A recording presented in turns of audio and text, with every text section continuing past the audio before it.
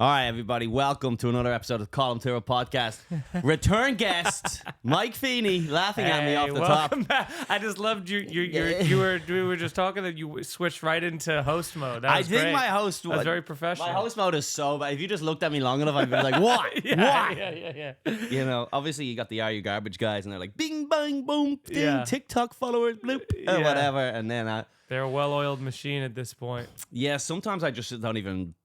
If we're talking, sometimes I'll just let the thing run. Right. But then I'm always like, towards the end, it's like, by the way, this guest was Mike Feeney. Yeah. You should. I do like a good. We used to always Cannon and Sagalo when we did our pod always used to give me crap for that because I would always set it up like that. You know, what I mean, it was like a news anchor, morning, a nightly news segment. Yeah, welcome to the show. Yeah, explain everything. Because there is that thing of like you're hoping, you're praying that you're getting a new audience every single week. You know I forget what I mean? all about that though. Yeah. Yeah, I honestly always forget about that. Yeah, And then when I listen to a new podcast, and they'll go, just so you guys know, and they'll do a little recap thing. Yeah. I'm always like, oh great. yeah. Thank God someone said this. But then yeah. when I do that, I feel like everyone's just going, we already fucking know. No, I know. But see, then if I'm listening to that on a podcast, if I'm listening to a podcast for a long time that does that, Yeah. I go, oh, nice. They must be growing a lot because they have to keep reintroducing this over and over. You know, it's like a mentally mind. Yeah. It's a bit of a mind fuck there. Yeah, do you ever think about how many other people are listening to that podcast? Because, like, do you ever think you go, this could be 1 million people listening to this, or it could be 15? Well, I do think about that because how many times have I know people have come up to, I'm sure people have come up to you before and been like, and expressed that, right? Where they're like, your podcast is like, I listen to every single episode of your podcast. It's so popular, right? And, yeah. and you're like, I mean, to you it is. Not according to Reddit. Not if you go into the Reddit Nothing page. is popular or good, I'm telling you, for Reddit grapes has so many more followers than like. What's grapes? I don't know. It's just, I bet you just a Reddit. It's a subreddit. Oh, just about grapes. Just grapes. Oh, I thought it was like. And- I thought it was like a fun. I thought it was like an acronym for something. I think it was like a Facebook, right? type of thing? Yeah. It's just for great rapes. That's what the Reddit. Yeah. Is there any other kind? Yeah, Mikey? yeah. Oh, let me say something a little. I'm engaged, right, or whatever. So I'm trying to be a better. You're married. You've been married forever, right? For such a young boy. What were you? Fucking... Next week will be 9 years. Was that of marriage. arranged or something? The family got a little bit of land. How old were you? Yeah, we got a lot of land out of that. Yeah. You know, the Irish used to do arranged marriage. I do know that. For a long time, actually. Yeah. They were. Yeah, the Indian isn't the only culture. They I try know, to claim that they're the really- arranged marriage thing. They but really got the fucking the British, obviously, brunt of that's it. why they're all inbred. They all were like arranging marriages and stuff like that. Yeah, I reckon there's probably just a poverty line where you get to a point where you go, sorry guys, no more freedom of choice here. Right. We need, that guy has a sheep and we need the sheep. Well, and they also say like a lot of people like are like their statistics are pretty good of like arranged marriages of people like lasting like in terms of divorce. Yeah, but how open are they? It's not like they go, all right, it's arranged, just give it a year. Yeah. And we'll be fine with Be that. open to it. Just give it a year, see how it goes, and if not, we have a divorce guy. Yeah. It's literally like, this is what you're doing. Yeah, this is true. It's like prison, essentially, yeah. Yeah. But again, what's the difference between arranged marriage and like an app, right? Surely an app is the same kind of I feel like scenario. apps are so bad though because I started dating my wife I think like a week before every dating app launched. Like it was like freepussy.com. Yeah. Pussy Swiper came out and you're like, what's that? Yeah. I'm like, we're all getting so much puss. So yeah, it's too bad I'm already betrothed, you know. But what were you were about to say something though? You were like, let me say this. And I'm just saying a little guilty thing that I have. Uh-huh. So my girl's doing these juice cleanses. She does like juice cleanses rather than just be consistently healthy.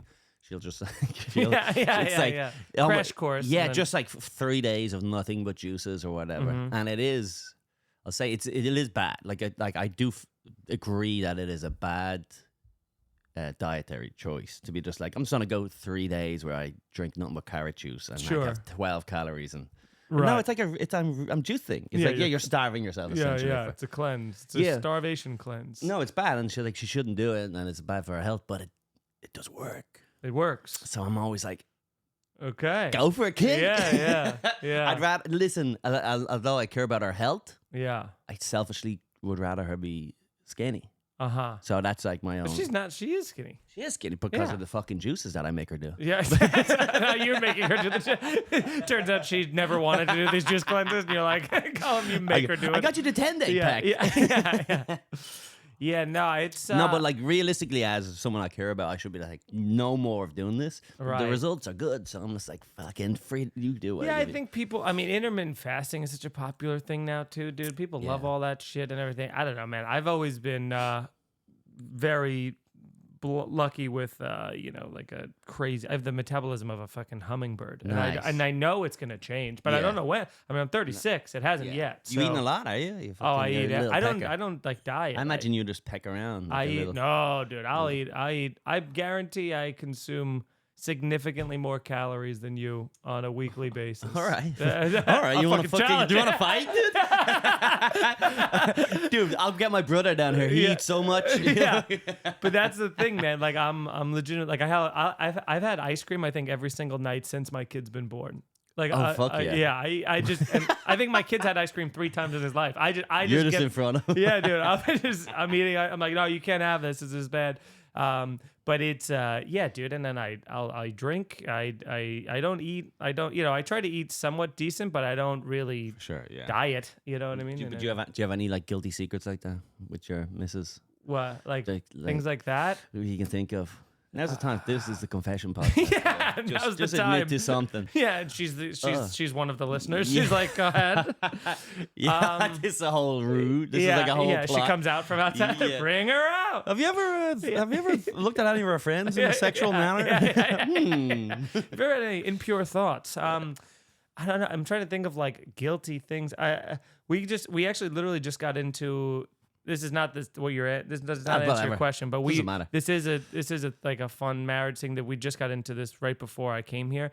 Is like she has this habit of, it's so stupid, but like leaving like the visors down in the car when she's driving or whatever. So then when I get in the car to go drive, it's down and I hit my head every time getting into the car because the visor's down or whatever. Or like she'll leave some like cabinet door, like in the kitchen, she'll like leave some cabinets open when she's cooking or doing stuff. So I had mentioned that because you slowly mentioned it. Yeah, I built up to it. I love that. Yeah, you made her a big dinner. And you had her nice and fed. And you went, babe, sometimes. Yeah, just be aware of it. I've noticed.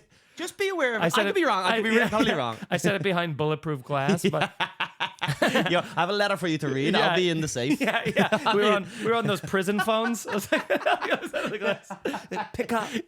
You're in the panic room. You let me know when you come down. Okay? I figure out the button. But I told her because when my mom had stayed over, my mom does that. She leaves every cabinet like a door wide open when she's cooking, and she never closes it. And my wife was saying how that drove her crazy. And then she left a couple open. So I just casually was like, oh, look at this. It's like my mom, you're leaving the things open. And dude, the biggest mistake I ever made in my life. Since I said this yesterday, right? And then you're like my mom. Today, she was like, you left the visor down. She's like, you don't understand how much I pick up out of you. Yeah. So she called. Yeah, she's already called me out 3 times yesterday about either leaving cabinet open, and she was like, you left the car seat down in the visor. I go, I don't think I did. She goes, I took a picture of it, and she showed it to me on her phone. I was like, fuck, dude. I'm like, I gotta be extra careful. Yeah. Still, I get it, but you're right. I would willingly go. Call me on my shit. Yeah. I don't care if it's 8-1. Because that is how, yeah. And it like makes you laugh after a while where you're like, God damn it. Yeah. All right. No, you got me. Dumb fucking dope. There's no worse than when your girl gets you being like just for all like, we're always like, men, like, especially me, I'm like, men are the best. Women are dumb as shit. Yeah. And like some of the stuff I do is like, she's like, why would you ever do this? Yeah. Like some of the stuff, like I'll like clean up or something. I'll just be in a daydream and then I'll put like a frying pan in the fridge because I'm just like not even thinking. I'm just like putting things away. Yeah. It's like why would you do that? Right. I don't. My wife has a thing of like she knows exactly where everything. She has a full inventory of where everything is in our house at all times. If I need something, I could be like, where are Colum's sunglasses that he left? And she's like, but she puts them in hyper specific places that no human would assume. If I'm like, oh, Colum was here, he left his sunglasses. Where are they? She's like, on top of the fridge in the cabinet on the second shelf. And I was like, how would I know that? Like how would Well, obviously, did you even look? Yeah, Did you even yeah. check? Yeah.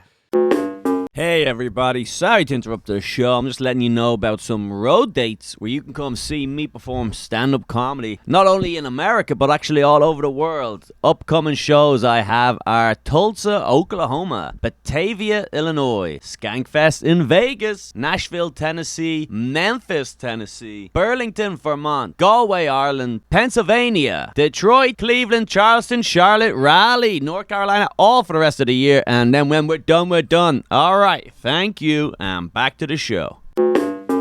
No, they're the best. They're the best, and they make our life hell. But they're the best. They're the best. They're the best. They make our life hell. Yeah. Yeah, it's funny. Did you ever get caught? This is how I know you're engaged too, because it's like this place is very nice. It's very well. You have a shot ski. Look at that. You have a Andy Cohen a clubhouse That's shot mine. ski. I'm a big fan of You Andy. should do that with every episode. Because it's so funny. I got one for my wife. That's so funny. They all women are just the same sort of bullshitty crap. They're just like, oh, you got crap? I want crap. Is guys are getting married? Dude, I meant to say that to you before. Every single guest talks about that every 291 days? Yeah, but it hasn't been updated in whenever. It's like, I'm not going to do it every day. So it's getting closer? It is getting closer. You're like, it's Thursday. You guys getting close? Yeah. Let's get further. Yeah. Yeah. This is if we're doing good. This is like, yeah. We'll book the date then. Yeah, it's like how many days since an accident? You just can reset the counter every time. So it's a massive blow up. Yeah. That's not bad. That would be a good one, actually. Every time you fight, the wedding gets pushed. Yeah. Back. Just three more months, push it back. Fucking weddings, man. But that's the good thing about, like, I don't know how long have you guys been engaged? Since the start of the year. Oh, great. So, yeah. So, but I think that's like, we got engaged. I think we were engaged for probably like 2 or almost 3 years. I think was like the third year was when we got married, and that actually worked out so much better. I think because there is that thing of like some people get engaged and then that same year they get married, and it's like the stress of like finding a venue, finding all these things, sending out invites. That's what breaks a lot of people. Where with us, it was 2 or 3 years, and we booked the venue, and then it's like we did like a tiny bit each month as we got closer, and it was way less stress than most people. But weddings are a business. What's crazy is when people get married and then they don't have a wedding, or they're like, oh, we'll just get like eloped at town hall. We don't need to do a whole thing. It's like, you fools, you're leaving money on the table, dude. You make so much money as much money as you spend at a wedding, you make so much more money at a wedding. Always have a wedding. Always have. You're saying you will come out of it on top, you're saying? You're going to come out of it way on top. And you also will throw, like, our goal was literally, we said this explicitly, like, our goal was to throw like the best party we've ever thrown. That's all it was. It wasn't like a big, like, she wasn't a bridezilla type of thing. It was just like, let's throw the best part. We were at a vineyard. We had a 7.5 hour open bar. Like, people there was like multiple stories of people like on the buses. Like, we had like shuttle buses. Yeah. Multiple people threw up in the buses. Yeah. Like, people were like throwing up into their bed. Like, we got like, it was just, people were messes. And people still talk about our wedding because someone died. Yeah. Some other guy stole the doves. A lot of drinking and driving. Yeah. It was a big problem for local authorities. But that's you guys got that old Irish blood in you, don't you? Do you have a big fucking Irish tattoo? Do I remember that? I have. What do you have? I have the family crest on the back. You got a big family crest on the back. Then I got You're like prison mate, because I think we were at a party or something. We're in the pool. Next thing you know, you pull off this huge big Celtic cross or something. Oh, and then I got I remember seeing it going, Jesus, if I had that now, people would be like, on the nose, little ducky. Yeah. And then I have like the Irish. I have like an Irish American tattoo, like it's like a clover with a fucking instead of it being green, it's like the American flag is in it. It's love it, dude. You know which one I like, and it gets me going, and gay as shit. But is they have a tree, right? And you see the tree, but the tree's the American flag, and then the roots are the Irish flag. Oh, I love that. I see that one, and I go, yeah, give me that. That's awesome. That's awesome. I wish I knew about that one. I would have got that. I've seen that one at like Irish fairs or whatever. A lot of Irish comics will just play all these like country fucking fairs. You show up and it's like, it's the Irish week in Right. Oklahoma Irish week. And then everyone's like wearing kilts and tossing logs. And it's like you've mixed up all the things, but it's like, whatever. Yeah, it doesn't matter. Who cares? Ye old turkey leg. And you're like, none of this. It's like none of this checks out. Yeah, there's a skateboarding ramp and shit. And you're like, but that's where they have all those fucking classic Irish shit. Yeah. You know? There was a real time. I mean, I fell so in love with Ireland when I went right at like the best time I could have gone, which was the first time was when I was like 15 or 16. So it was right in that like hating everybody, like that angst, Rage Against the Machine phase of my life. And then I went to Ireland and my whole family went. We just had so much fun that were you all like gothic almost? Like you showing up? I wasn't like gothic. I liked like screamo music and like Slipknot certainly and stuff. Pouty teenager. Yeah, I mean my parents were divorced, obviously, but I never wore the makeup or any of that kind of stuff. But I did like mosh pits and like angry music a lot. And so the first time I went to Ireland, immediately my whole plan was just like, once I came back to America, was just figure out how to move to Ireland. I was like, let me just get to Ireland and then I'll figure like America sucks. Like I was gonna get like, what happened? Did you drink or something for the first time? Or? No, it was just like, I think obviously it was like my parents got divorced, and then it just is that when you're like 15, 16, you just hate it. You're anti-establishment, you're anti-everything, and I felt like Ireland was like more pure, you know what I mean? Because we were out at 15. Yeah, we were out like at clubs and bars. Well, because you guys could drink then. Well, it's 18 to drink, but it was like once you got to a certain age, they were kind of like. And I had my older brother's ID, so I was able to use it. So all the chicks got in early. So if you're like 15-year-old girl, you can just go into a nightclub more or less. Yeah, which now seems insane. Yeah. Crazy. 15, yeah. But they don't go to the same places. There's like a teen club. Yeah, very obviously this is for fucking teenagers doing dollar shots or whatever, and then this is for where actual adults go. You know what I mean? Yeah. And where you're from near like I'm Cork? No, I'm from Dublin. Oh, okay. I'm from the north side of Dublin. What do you think of Cork? It's all right. Yeah, that's exactly what I thought. People really built up, because then I went back.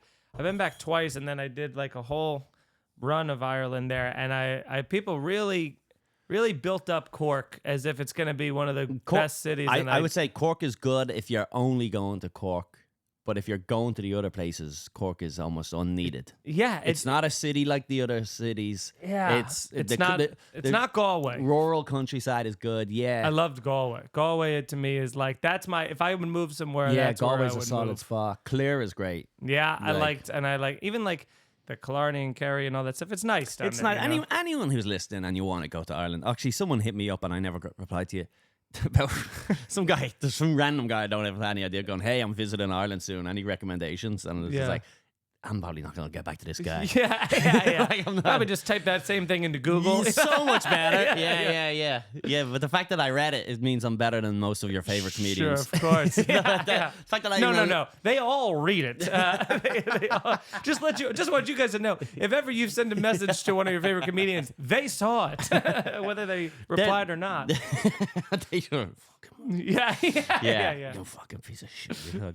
That's the problem with the fucking whatever. Feel about that, but the advice: just go. You'll go. I've only ever heard of like children not having fun because they're like dragged by their parents type of a situation. You will have fun. I've never heard anyone come back from a trip to Ireland being like, that stunk. That was shit. The second you're in like everywhere's good. Pub and there's the live music playing. And actually, Galway Comedy Festival. I'm actually playing Galway Comedy Festival next month.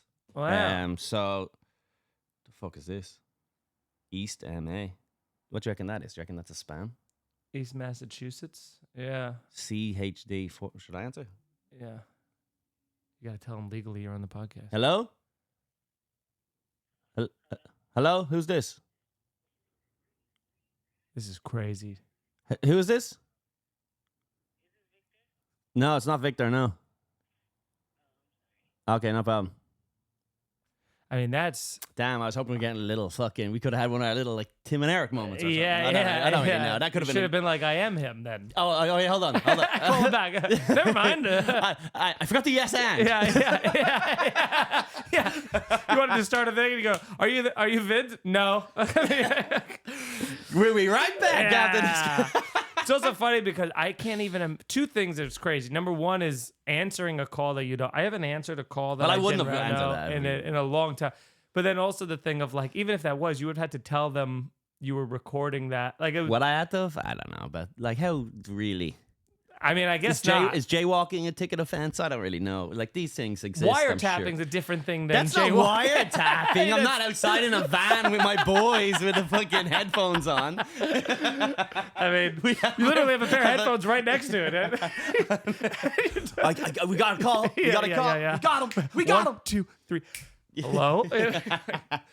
Stall him 30 more seconds. Yeah, Isn't that always funny? They always do like, keep him on the phone. Keep him on the phone. For sure. Yeah. There's so many movie tropes that just are irrelevant now that are fucking we lost, you know? They Yeah. fucking keep him on the line. That was a Yeah. classic one where for some reason...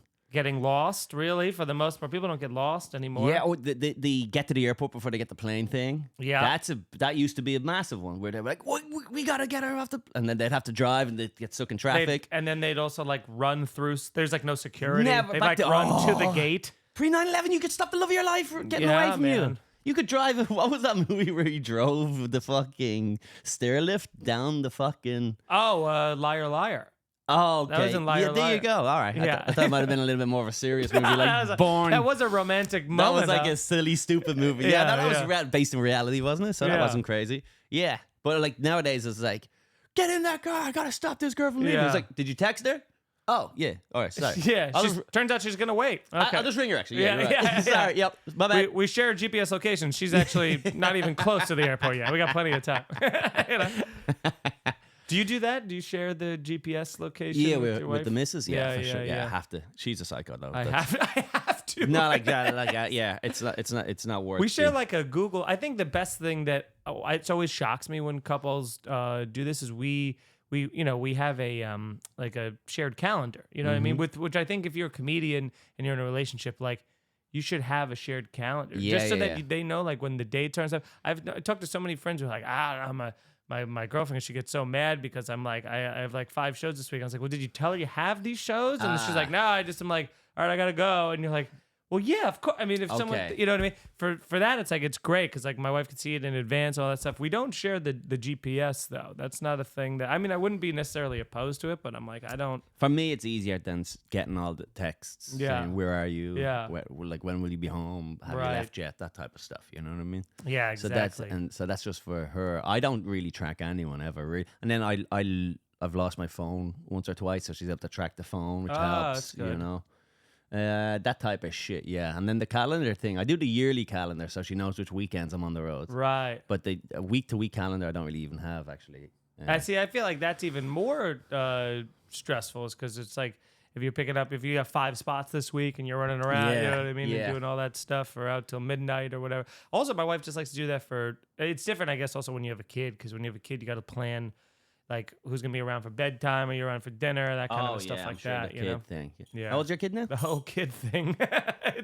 it's a whole thing. I can imagine. I honestly cannot imagine doing anything when I have a kid, other than just going to be like pretty much stand-up kid. I felt that same way for a long time. Because you before seem to having be a kid. handling all right. Like you talk to every time I see Greg Stone, it's like Well, he has it's 2 like, kids. Like yeah, 2 kids yeah. are that, and they're a different race, so he can't even he can't even like really. yeah.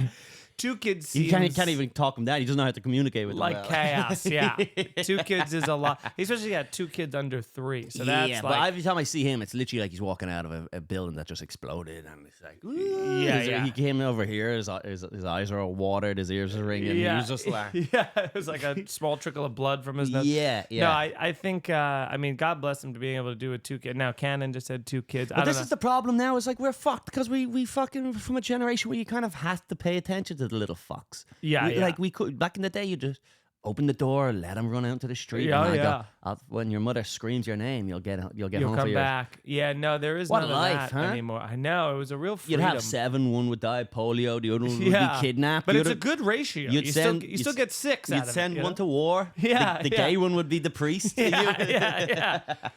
It was a simpler time, a better time, you know? Yeah, people don't know that about Irish people too. Is that there used to be the church had such an influence on people's families that it was expected that each family would send someone into the church.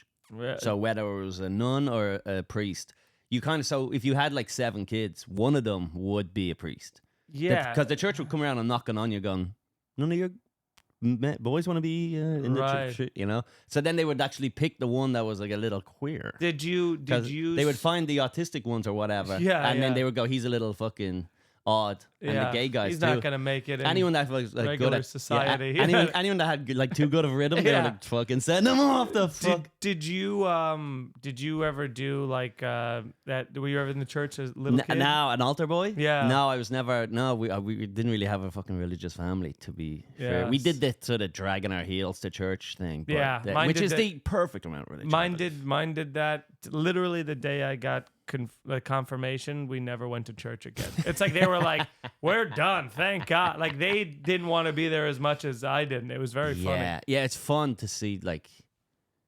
Well, my mum would have felt guilty about it, but my dad would just be like, fuck, and we'd all be dragging ourselves. And we'd all be, It was the opposite for me. My dad felt the pull to go, and my mom initially would go, and then was like, I think she missed it one Sunday, and then it just became like I think I'll stay behind today. And you know what? I'll have breakfast ready when you guys come back. And then so she just stayed in bed till 10, and then that's all you need. Yeah.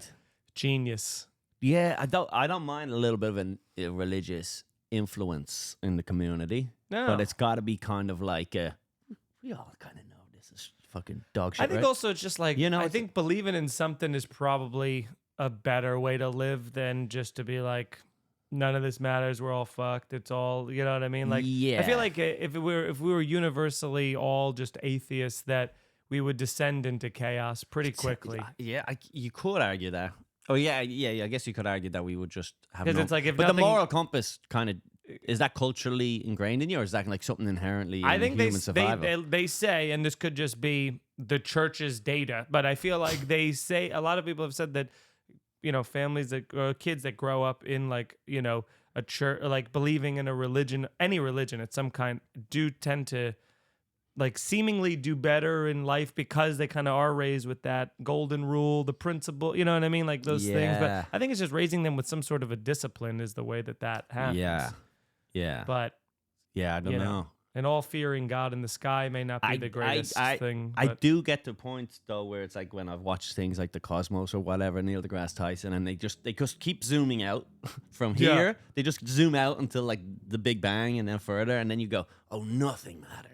Well, yeah, there is nothing matters, and the crimes are an illusion. I'm not gonna just go punch someone in the fucking head. I'm not kick a woman in the face. Well, there is that thing, you watch enough of that and you go, if I listen to someone talk about this being a simulation for more than 7 minutes, I go, well, if this is Grand Theft Auto, I'm going to start shooting people. You know exactly. Like, what do we do? Let's see if this is really a video game. But also, how funny would it be down if you're just like, oh, it's a simulation? I'm just going to go sexually assault this girl. And then and then you wake up in an arcade, all your friends are there going, dude. Yeah. And you're like, what? Why did you choose that adventure? Just because it was an option. You didn't have to. Why'd they put that side quest in the game if they didn't want me to? You weren't there. You don't know how hard it is in there. You could throw another quarter in the fucking thing. Yeah, dude, that would be... Well, that's the theory, too. It's like, well, if it's a simulation, why is my life so shitty? I guess the argument could be like The Sims, right? Yeah, in video games, there's a lot of shitty lives, you know what I mean? Yeah. It's all what you make of it. And also, sometimes you see people who go... you see people who succeed at such a rate that you go, well, this is like unbelievable. I was just listening to Adam Sandler talk about his rise to success, and he was just talking about how he kept telling all of his friends in high school, he's like, I'm going to be very famous. I'm going to be very famous. And they were like, what are you talking about? No, you're not. Why you? And then all of a sudden he's like, yeah, just on SNL at 23, in movies at 18, doing stand-up. He's just the most famous person on the planet. Just crushed it from start to finish, that guy. And then people are like, oh, he's so happy. It's like, wouldn't you? He's just the best. Wouldn't you be the happiest? And the fact that he's like just playing basketball in the park with like random people. Like he'll just go down to a local park and just like, yo, want to play basketball? I mean, he's worth like more than $500 million, and he gets to make movies with his friends, and he's got the biggest disparity between like actual critic reviews and audience Nah, like he's box he's office best. numbers. It's so Let's not funny. pretend all his movies are fucking fantastic too, but like you No, yeah, there's but a like, lot but of you gotta there's a lot of clunkers. In there. but there's a lot of fucking fun Yeah, stuff. because they're silly and they're Hubie, stupid. you know, I loved Hubie Halloween. I loved that actually. Oh, I loved Hubie Halloween. I don't even, dude. That name that just like unlocked something in me. Where I was Hubie like, Halloween, it was a relatively recent one, and Yeah. it was just you got to go in knowing this is kind of shy. right. Take it with a grain of salt, and it's fun as fuck. It was just fun. It's stupid. It's goofy. I'm pretty sure like the writing in the movie was kind of so bad. They start a character, like a side character at one Yeah. point, and they never closed off what he was or what he did or something Great. like just that. major plot holes. Just Love fucked it. Yeah, but loose it's ends. fun as fuck it. What do It's you want? fun. It's Hubie Halloween. What do you Yeah, want? Yeah. Go watch the Da His name is Vinci- Hubie. It's in the title. It's you know what I mean? fucking stupid. Yes. Yeah. Oh, do you know what movie I watched? And you'd actually be a good guy for this one. I watched the Fall Guy. Oh, is that Mark Wahlberg? No, the Am I guy with thinking the of? long face from The Notebook. Oh, Ryan Gosling. Ryan Gosling. Yeah. That was a fun fucking movie. Yeah. Now I that. was heavily sedated with with edibles, so you gotta have a real asterisk beside like my opinion on Yeah, things. yeah, I'm yeah. often saying this to people. That was the best restaurant I've ever been at in my life. Yeah. 200-gram edible. You should know. Yeah, I did that. I did that with the. I was juicing. What I was that? juicing. Yeah, you were on the juice cleanse. I did that with that Pop-Tart movie, that unfrosted thing. Yeah. And I watched that. I was like, this is a delightful time. Oh, having fun. Why did anybody hate this? I think most of the country's on edibles. Yeah. And most things are terrible. And we're all just bouncing around going, wow, Yeah, what a it's great meal. I was like, that was a fun, silly movie. Come on, what are we doing here? No one, it's a lot of cameos. Yeah, yeah. Anytime you're like starting to glaze over, you're like, whoa, look at that, Oh, a Mad Men reference. Yeah, I'm in the mood for fucking cereal right now. Yeah, That's what I was. yeah. But Fall Guys is funny because it felt to me like it was there was a parts. It was almost like Naked Gun at parts where it's just stupid, silly shit. I miss those. Like, there really hasn't been a movie anywhere close to that, or Airplane, or just those I like. think we just grew out of it, man. I think society kind of just grew out of that. I type don't of know, shit. man. But they a reason that they're still hold up. Like Airplane's still so funny. Well, but the same with music though. It's like there's a weird thing about stuff that holds up, but that's new, similar to that, it won't work. You know what I mean? I Like we'll listen guess. to all the old classics from whoever, Rolling Stones, but if a new band released that same song today, you wonder if it would have the Right. same. Well, maybe it's with music. I feel like it's different because, like, Rolling Stones were revolutionary at the time, and they were like bad boys, and they were like, "Whoa, no Yeah. one's ever threw in a guitar solo in a song that's over 2 minutes." A You know man, what I mean? a And man in tight pants. yeah, Whoa! yeah, exactly. He's dancing. Call the cops. Yeah, longer hair. But yeah. So to do that now, it's like there's been 50 years of innovation of music pushing the envelope that it just seems derivative. Whereas. But I feel like the song itself still holds up. Like Of if the course. Stones comes on, the you original, go, yeah, of course, because again, it's like, yeah, but if you like, if someone made a Airplane style movie now, I think because it hasn't really been done in 40 years or more, it's like that would feel like a real place. We need more silly. I think that's why Adam Sandler's so popular, because he's silly. I agree with that. Yeah, Adam Sandler stuff was silly. The Fall Guy, check that out. Or Fall Guys, Yeah. whatever it's called. That's good because they have moments in it where you go, "This is just ridiculous shit." Right. Like at one point, like he crashes through a pane window or whatever. Uh-huh. Like, he crashes through some glass, and he's talking to the girl, and he pulls out his hood, and all the glass falls out. And then she keeps talking, and he shakes it again, and it keeps coming. And then he's like shaking it, and it's just the most amount. I love And it's like that. so fucking. It's And one it's of like those- it's a pretty serious movie. It's like Yeah, based yeah. in reality, and then every now and again they'll just throw in these absolute fucking Over the top stupid. gags. Yeah, so much fun. I like But that. again, yeah, all those like Airplane, phenomenal. The last ones were kind of like maybe scary movies were kind of like that. Yeah. And then it got kind of just. Austin Powers had a lot Austin of Powers was silly, like that fun for sure. jokes. And then what happened? The Hangover showed up. Yeah. And that changed everything. And everyone said we want mature kind of funny. Yeah, And then- R-rated comedies. And it was good. They're all good enough.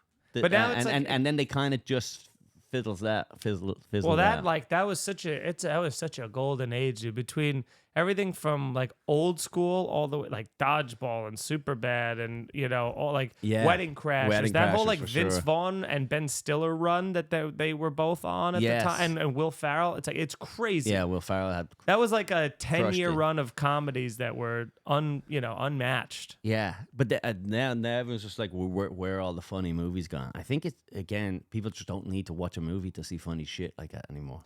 Yeah, I think social media is perfect for like funny shit. I guess, but I think there's a need for it if there is. But it just seems like they're like Judd makes these comedies, but then they're also weird hybrids of melodramas. You know what I mean? They're like rom-coms almost. Yeah. Like I always say, it's so funny because Knocked Up, it's like a comedy. The first half's a comedy, and then the second half is just a love story. And he tricks you into watching a rom-com. Essentially. Yeah. Because it's like a stoner comedy, the first half, and then the second half they make it like this like love story. It's very strange. Yeah. Well, it's just weird. Some of the movies they're making, fucking Burr's making movies, and which one? He had the two. He had like old dads or something. Yeah. And then they had the other one. Little Esther had some fucking movie. Yeah. But here's the thing. Those two movies, I felt like they were trying to make them into these like bigger budget kind of movies. Right. If they had been a little more grittier, it would have made more sense for the writing. Bring back like the Farrelly brothers, did Dumb and Dumber, get them into this. You know what I mean? Make them make it lo-fi. Yeah, exactly. Who knows? Anyway, we'll fix Hollywood. We're gonna figure it out. Yeah, two guys in their mid to late 30s. yeah. Right. Never finished a script in our life. Right, yeah. This is the problem. Yeah. Dude, I saw that. In my mind, I saw that go right over this, and then I saw like electricity popping. I saw there was like a Final Destination moment. Yeah, and then we're just like, that's the end of the plot. Yeah, folks.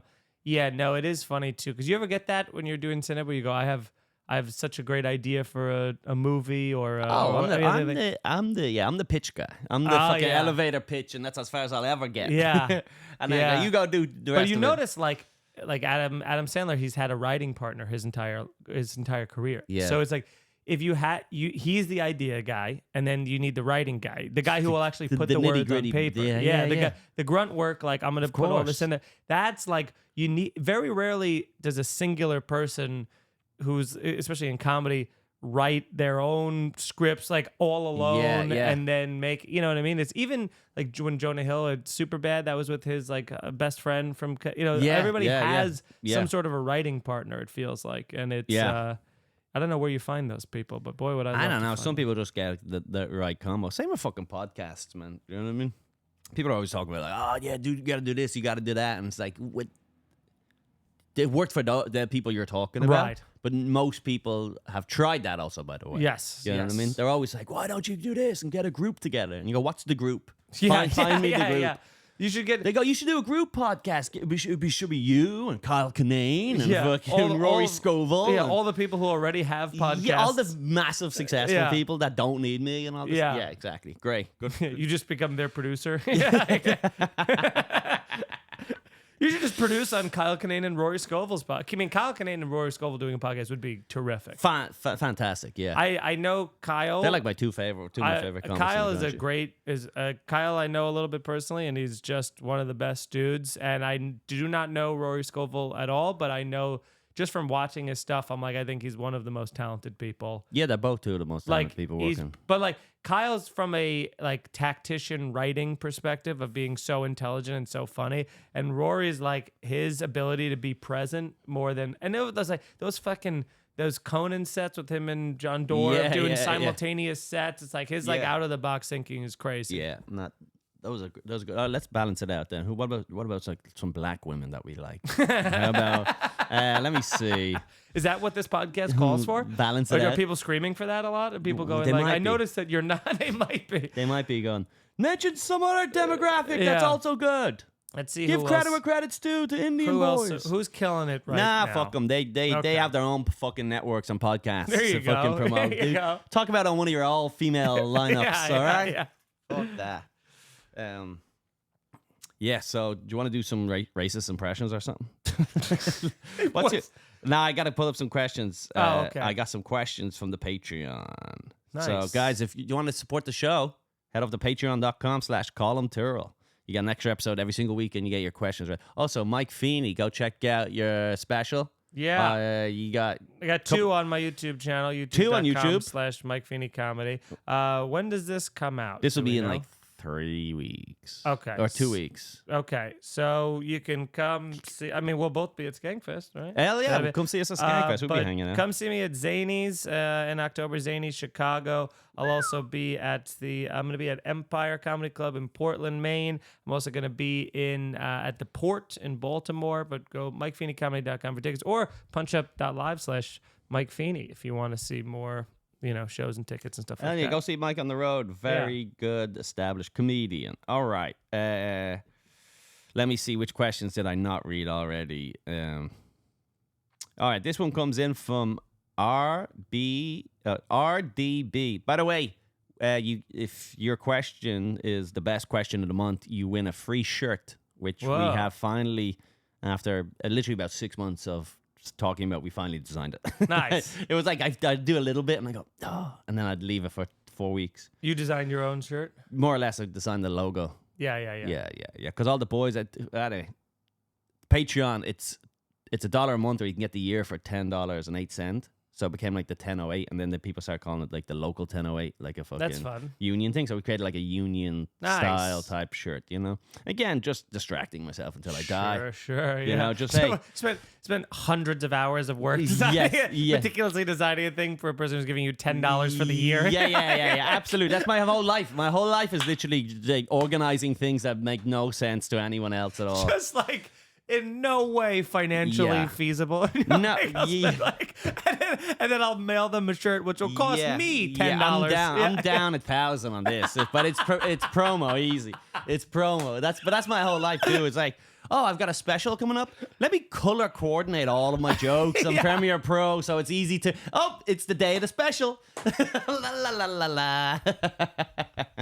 Yeah, just getting sidetracked with absolute meticulous bullshit. Bogged in the details for no reason at all. I've been there, pal. That's my whole life. My whole life is like. One thing I think I've got to get used better at doing is sometimes I'll start.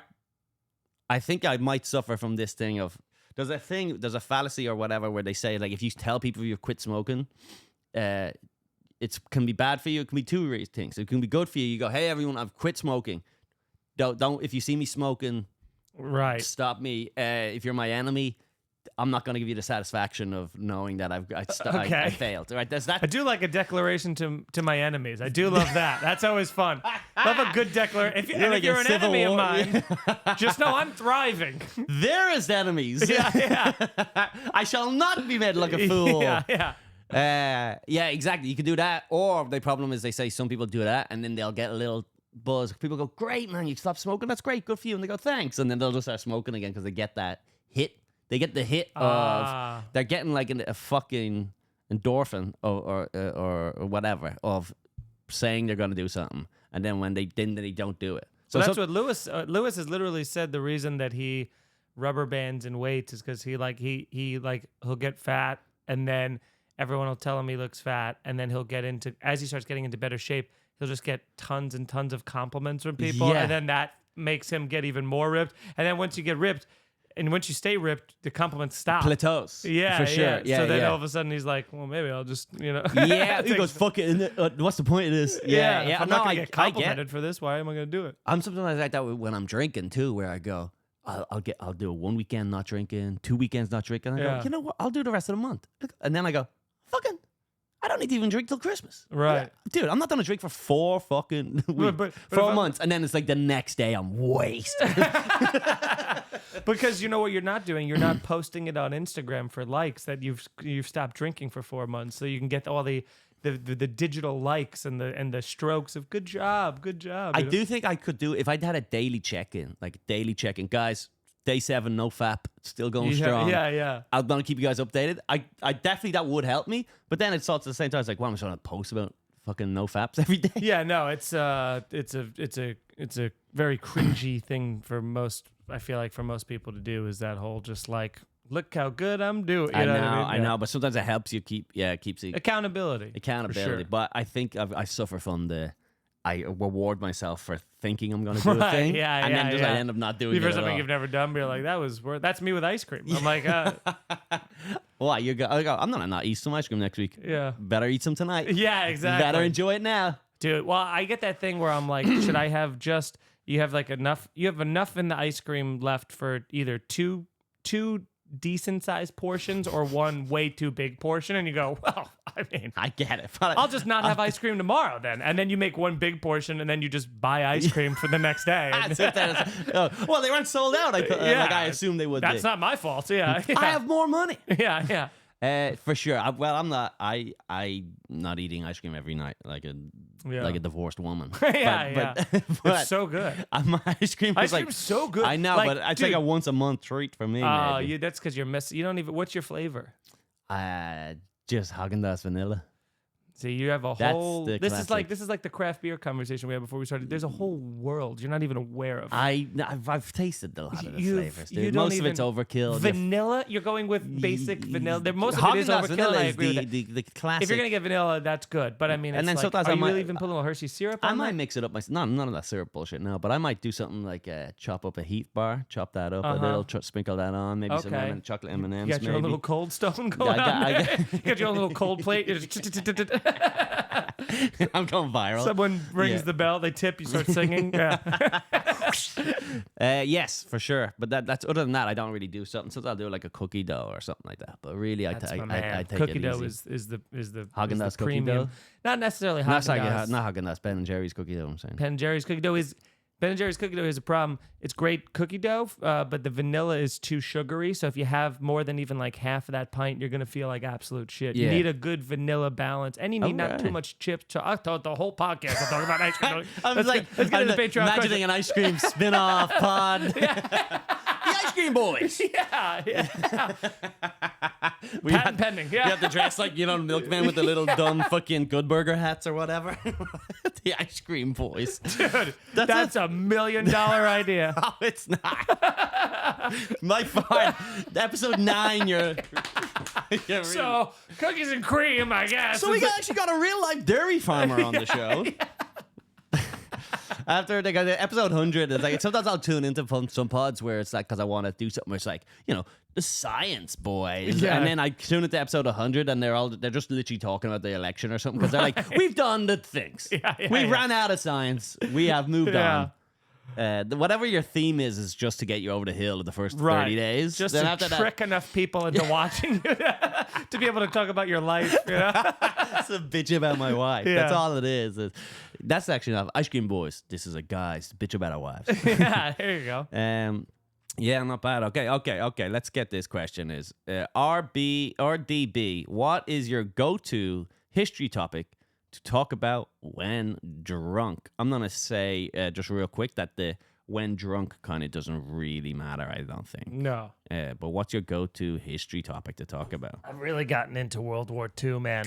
Hell yeah. I've gotten into it. One of the best. One of the great wars. I've watched all of those like Netflix in color World War II doc. For sure. Something about them putting it in color. I was like, whoa, this happened like recently. You know what I mean? Like whenever you see the black and white footage of Hitler or whatever, you're like, that was like 800 years ago. And then you see him in color and all that stuff, and you're like, whoa, this is very, it's like my grandpa was there. Yeah. Like his clothes are still around. Like his He has like someone has his toothbrush in a fucking frame. There's a lot of but I found it so fascinating. Like in watching those things, it's just all the amount of ways in which the war could have been avoided. In like, it wasn't just like one time. There was like 5 or 6 different times where nothing would have happened had like one. It was always falling down to usually like one person's arrogance. Like there was that time where Hitler was sending that first invasion into France, and they got bottlenecked. Dude.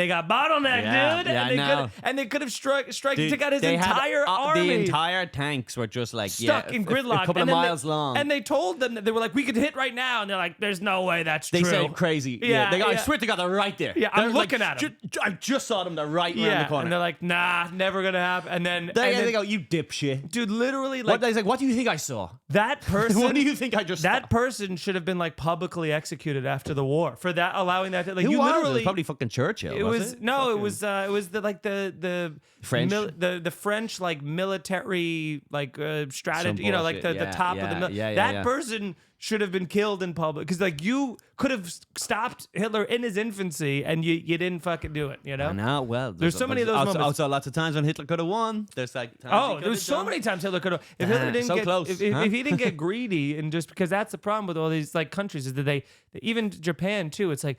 They went way beyond anyone ever thought they could, and then they just kept expanding. Japan were on kind of a roll. You gotta stop. Japan couldn't take a knee.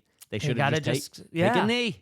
They had all Japan those islands was so close in the Pacific, thousands of islands they had all to themselves. Now they took it from China. It was like 100 times the size. And it was an ego thing. So the Japan one is because I listened to Dan Carlin's history, hardcore history. Yeah, but Bro, Dan Carlin's that was wild. Dan Carlin's Supernova of the East is a great one. Yeah. That's a good Stone one. got me into that. Oh, really? Yeah. It was pretty much, most of them I think I listen to will be Dan Carlin will get me going. Some of them I've listened to and I was like, this just isn't grabbing me. Right. You know? Right. But he's like, just, no war. He sounds like the Joker. You know I love it. Yeah, the way he describes it. He's like, and now, I found but you got to remember, that's not today. This was in 1800s. It was a different time. Now, of course, when we think about the ramifications. It's like he's a lot of fun to listen to. I actually stopped listening to Dan Carlin so much because I felt like I was like just talking like sure. Well, I kept doing impressions of him on the pod, and they were just like, "Who is that?" Like, he's not that well known enough to be like. It is funny. It's not when like doing a Trump impression. Well, it is funny too when I have like friends not in comedy, or even sometimes you talk to comedians and you could tell they've just been listening to a lot of Bill Burr's podcasts because they'll like hang out with you and they're like, "Oh, just by the way, in the front row, there's this lady." And you're like, That's I did that with Burr. I've done that with loads of comedians over the years. Of course. You go, I gotta get rid of that. I'm gonna check out and listen to that guy. Yeah, I had that with Burr. Although I still listen to Burr nowadays sometimes too. Actually, I still tune in and go, "What's Burr talking about?" Yeah, and he always makes. He still is truly probably doing the best. Yeah, just the flow of whatever. Anyway, but the Japan thing, the Dan Carlin stuff, I stopped listening to because I felt like I was kind of like. I was spending a lot of time listening to it, and I was like, I need to free up some time. See, I always I did it when I'm going to the city, when I'm going to spots. That's what I listen to, and it's the best. Yeah, but then I switched to Huberman, dude. Because I listened to Huberman, had to get it all in about my neuroscience. All that stuff. You got into that. Yeah. Remapping your brain. Some bullshit like that. It was just good to know about it. Yeah. But again, I listened to Huberman, you can like kind of listen to 10, 12 episodes, and then you're like, that's good enough. Right.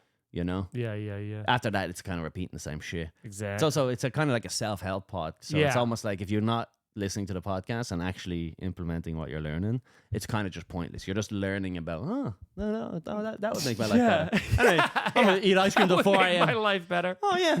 Oh, wow. Negative thoughts create negative actions. Oh, yeah, maybe my life would be better if I didn't get 3 hours of sleep a night. For sure. Interesting.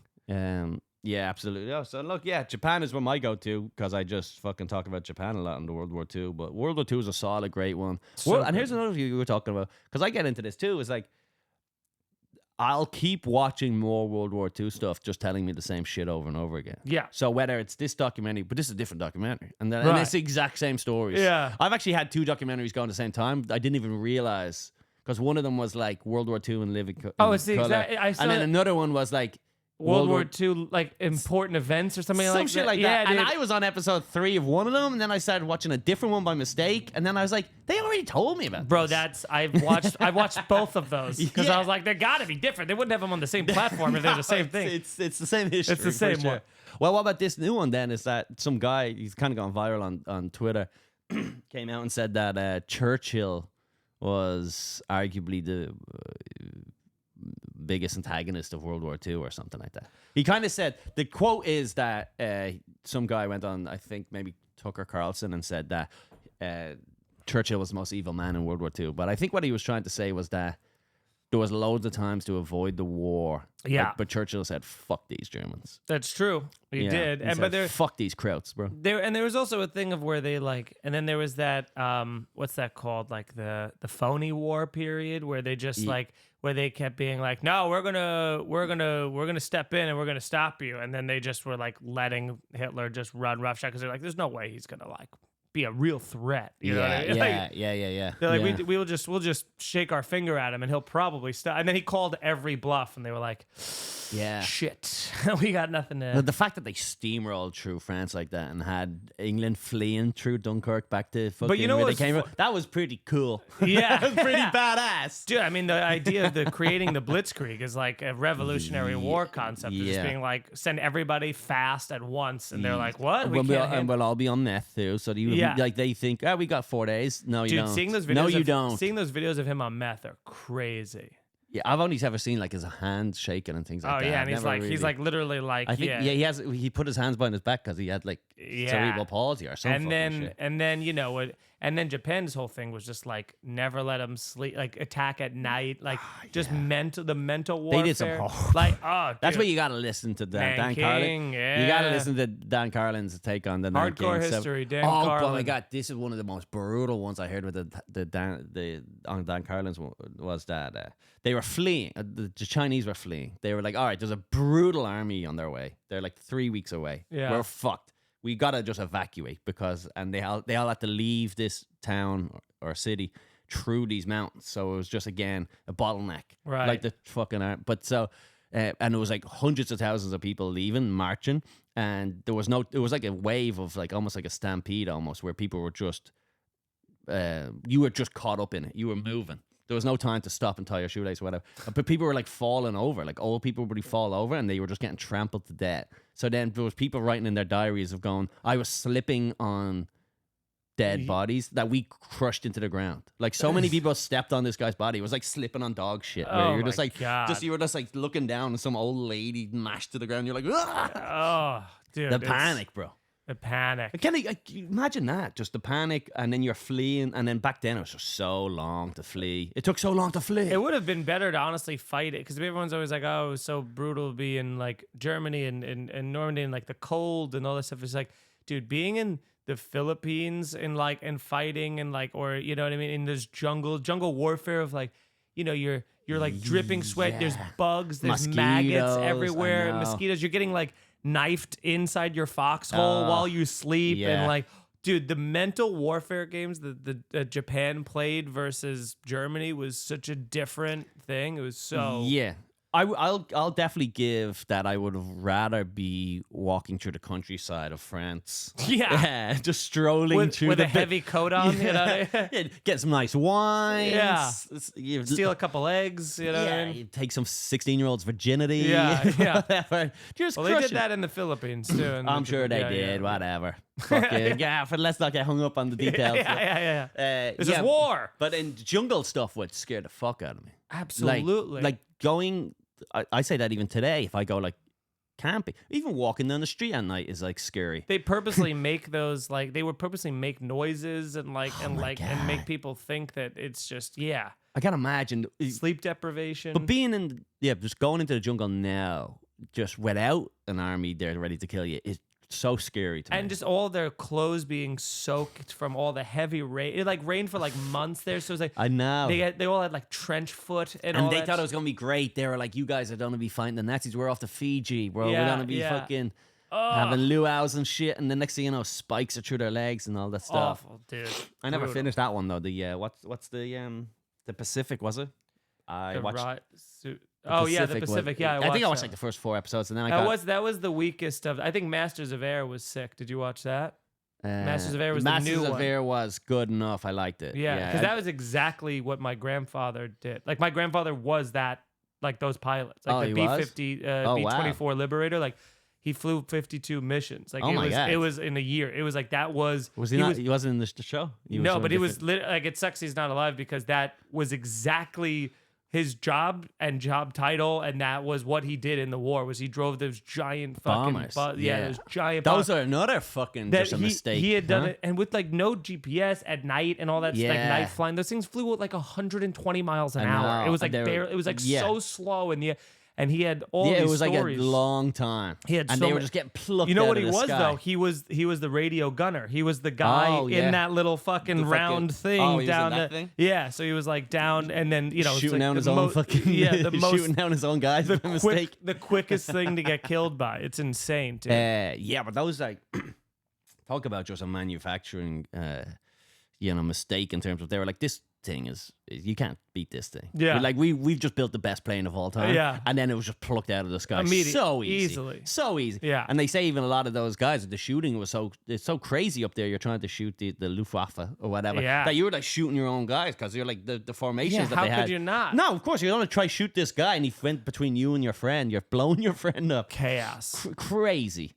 God. The odds of going out to do that was just nuts. At 18, and by it would the take way. you'd be gone for hours, dude. 18 or 19 years old doing all that too. That's what's crazy. Is like I wouldn't even let him drive a truck. The oldest guy was 25. You know what I mean? Like The senior guy. I got my girl back home. She's waiting for me. Surely. Yeah. There's the picture of our little boy. Yeah. He just graduated 8th grade. They were 12 years younger than us, just being big heroes. mustaches, cigars. Yeah. Let's go kill some crowds today, huh, Yeah. fellas? Yes, exactly. Fuck. Meanwhile, we were like doing Molly and 19. And I wonder where in the Nugget I'm gonna be staying at Skankfest. You know? We've all been through our own hell. Oh yeah. So I got put in the not nice tower once. Yeah. You go stay at the Golden Nugget and go fucking write some stories, huh?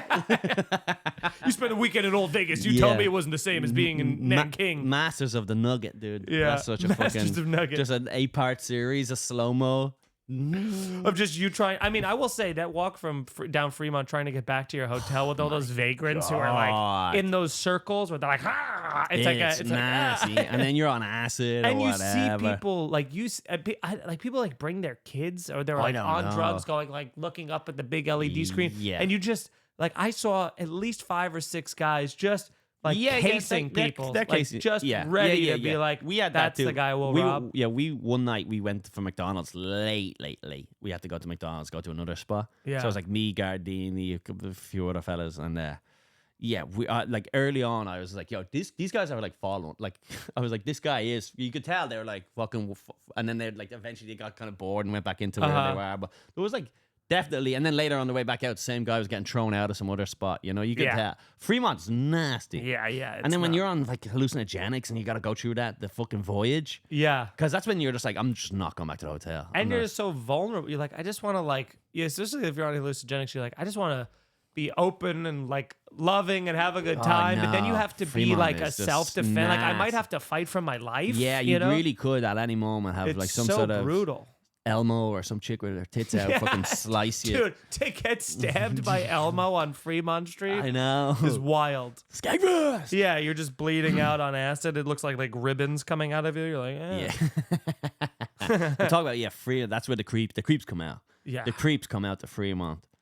Freaks come out at night. And then on the Sunday it gets even sadder because it's all just big fat fucking retards from the Midwest and they're all wearing their families. They're all wearing their football fucking jerseys. And they're going to fucking Tony Roma's. I don't like Vegas. It's a nasty enough spot. I don't enjoy Vegas. I think Nevada in general is actually a nice spot, like the mountains and stuff like that. Never been. I've only just go to Vegas and then stay there for too long. I did the comedy cellar out there for a full week. That's terrible. That's terrible. And you're like, you have to walk through the casino every day. That's the worst thing about staying in the casinos is that you leaving your hotel every day, you're gonna be hit with ding, ding, ding, ding, ding. It's like the opposite cigarette of smoke. Truly the opposite of anything peaceful. Yeah. Any sort of joy or like it also feels so like I used to play poker and then it's just like when I was saying casinos and stuff, I'm like, oh, I'll play some. I love playing because I'm not playing against the house. I'm playing against other people, so I stand actually a chance of winning. Poker rooms are the saddest rooms in the world. No one's having fun, dude. Literally, no. Like, even the guys who are winning are like serious. They got sunglasses on. They're fucking like, they're staring. They're like fucking. Everyone's like, trying to preen and just look like they're posturing like tough guys. It's so embarrassing. I think I think the best way to do it if you're gambling is to go take over a blackjack table with just people that know each other. So then it's just you guys. You're having fun. Or play some craps with friends. Do something where you gotta have a whole squad where you take over the table. Yeah. Hey, listen, let's wrap it up there, folks. Yeah. All right, the Colum Tyrrell Podcast. We keep marching on. We did it. Like the Germans into Russia. We will not. Eventually, we will be stopped. But for now, we have ambition. Woo! We're turning this shit around. Like the battle of The Bulge, exactly. Where we're like, guys, this ain't over. Dude, I think we the have... Ballad of Bulge was a good one. I think we should finally do what no one else has ever done and start a history podcast. That's it. A slightly accurate, from what I can remember, World history. War II. Yeah, what I can regurgte from other podcasts. Hey, no way there's lots of history podcasts with accurate information. This is us in a mildly humorous way. Yeah. Getting way too passionate about specific events and forgetting about others. Yeah, well, I believe it was the Treaty of Versailles. It was the same train car that Hitler made him go back to. And then how fucking cool is that? That was a badass moment. When he made him go back to the same train car that Germany surrendered in. He got the train car, put it right back on the tracks, and now made them surrender. And that was, oh, dude, that's a badass moment. I'm sorry. Okay, solid. Anyway. All right, listen, thank you guys. Appreciate it. Take it easy. Bye.